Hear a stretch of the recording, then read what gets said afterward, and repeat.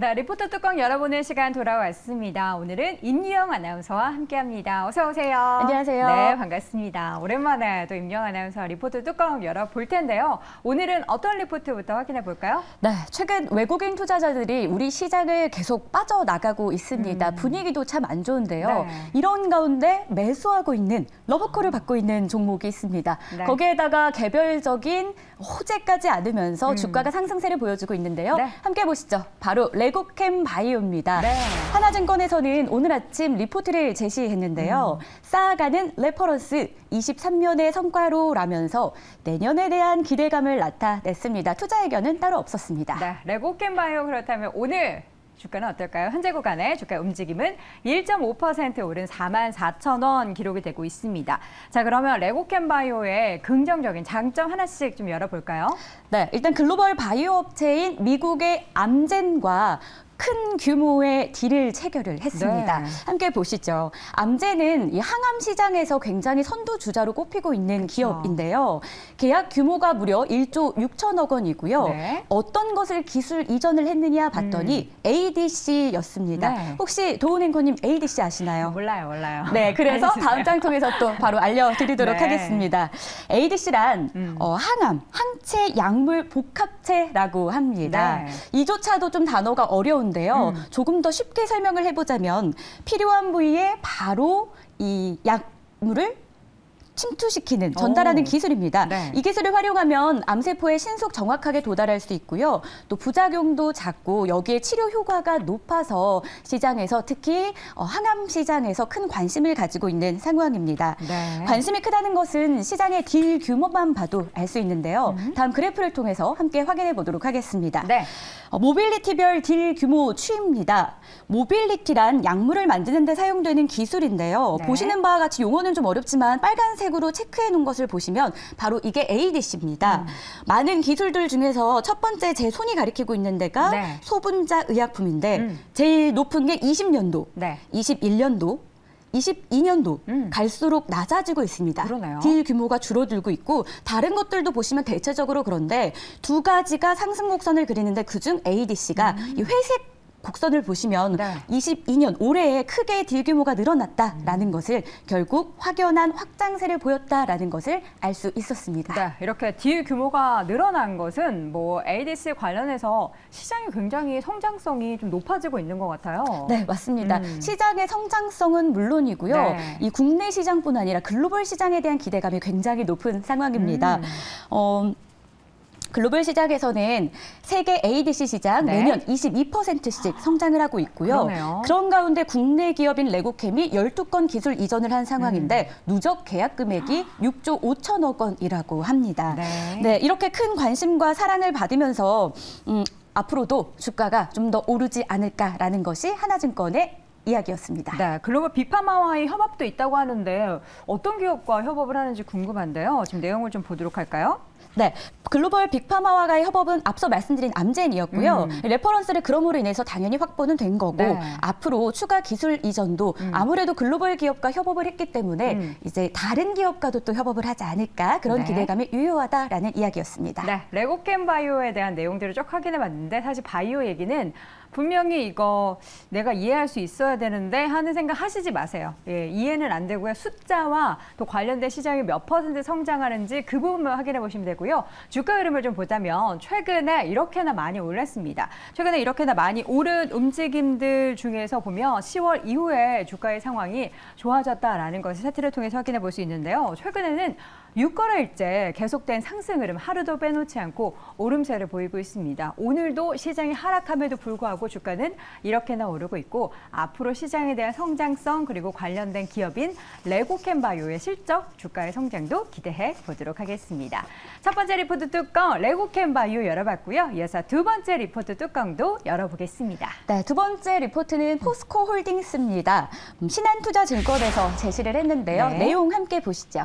단기 실적 우려보다는 중장기 성장성에 주목해보자라고 이야기하고 있습니다. 네. 투자 의견 매수였고요. 시장 분위기가 좀 침체된 상황임에도 불구하고 목표 주가가 상향 조정되면서 41만 원까지 제시가 됐습니다. 네, 포스코홀딩스는 저희가 앞서서도 확인했었던 2차전지 관련된 종목 중에서 탑픽으로 꼽았던 종목인데요. 현재 주가는 오늘장 좀 쉬어가고 있죠. 0.5%대 하락한 29만 500원 기록이 되고 있습니다.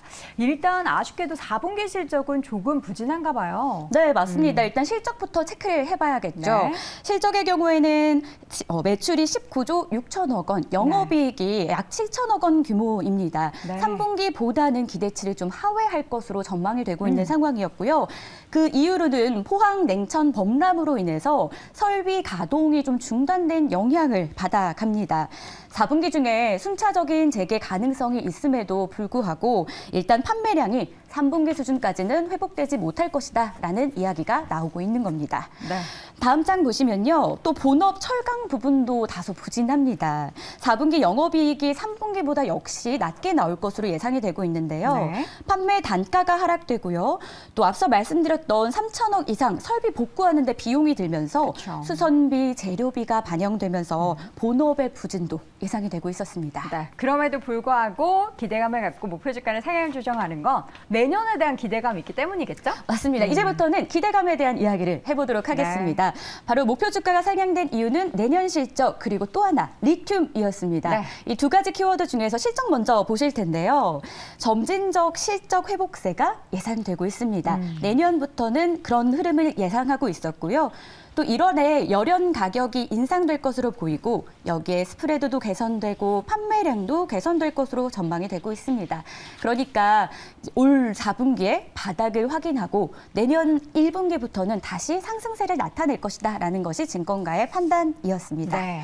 그리고 실적 우려에도 불구하고 리튬 사업 이야기도 해봐야 될 것 같은데요. 이 우려 속에서도 리튬 사업은 선방을 해주고 있습니다. 네. 리튬 사업 가치가 3조 5천억 원으로 추산이 되고 있는데요. 무엇보다 그 수치를 판단해 본 결과를 많이 주목하고 있었습니다. 일단 높은 진입 장벽을 갖고 있는 사업 분야라는 것도 눈에 띄고 있었고요. 앞으로 이 실적을 그러니까 포스코 홀딩스를 이끌어갈 신사업이다라는 이야기까지 나오고 있었습니다. 그래프도 함께 살펴보도록 하겠습니다.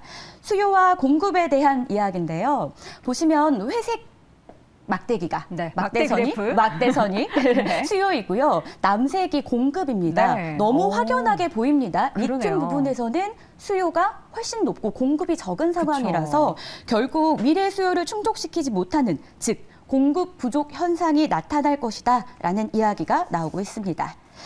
좀 정리를 다시 한번 해보자면 리튬은 다른 배터리 소재와 달리 대체재를 구하기가 어려운 상황입니다. 이에 따라 앞서 말씀드렸던 공급 부족으로 이어지면서 우려됐던 리튬 가격의 급격한 하락 가능성도 낮아지면서 가격 우려도 해소될 것으로 전망이 되고 있었습니다. 그리고 또 포스코홀딩스의 리튬 가격 가치는 양산 시점이 다가올수록 상향 조정될 것으로 기대가 되고 있는 모습이었고요. 본업 이야기를 계속했는데요. 네. 이 철강에 대한 부담감을 굉장히 많이 안고 있는 상황이었는데 그래도 잘 간다라고는 볼 수 없지만 더 악화되지는 않을 것이다라고 이야기를 했고요. 네. 향후 개선 가능성에 주목할 필요가 있다는 신한투자증권의 판단이었습니다. 결국 실적 추정치가 하향됐음에도 리튬 가치가 이 사업 가치가 새롭게 반영되면서 목표 주가도 상향 조정될 것으로 전망이 되고 있었습니다. 네.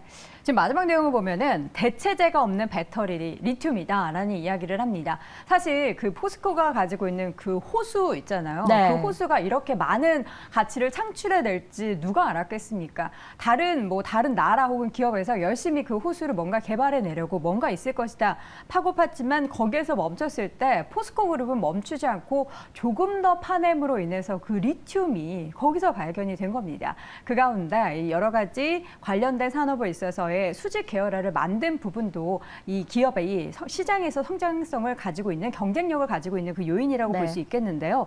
이 내용을 보면은 대체재가 없는 배터리 리튬이라고 했는데 저 같지 않습니까? 대체재가 없다라는 부분은. 아닙니까? 예, 좀 설명을 해주세요.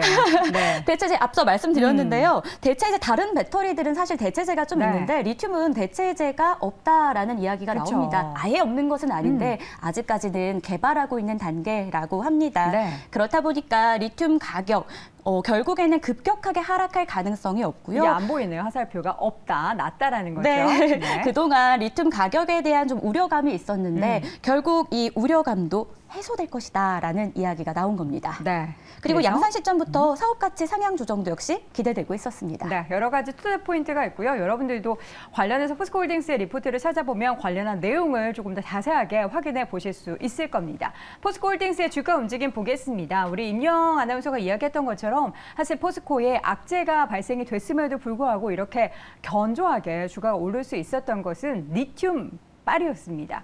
그 가운데 주가가 오늘장에서도 이렇게 양봉 흐름을 나타내고 있는 상황이고요. 목표 주가 상향 그 가운데 지금 상승 여력은 40% 넘게 남아있다는 거. 내년 그리고 앞으로 펼쳐지는 2차 전지의 시장에서 얼마나 포스코 관련된 그룹들이 힘을 내게 될지 실적을 내게 될지 함께 지켜보도록 하겠습니다. 자, 이렇게 해서 오늘도 리포트 뚜껑 두 가지 열어봤고요. 임유영 아나운서와 함께했습니다. 고맙습니다. 감사합니다.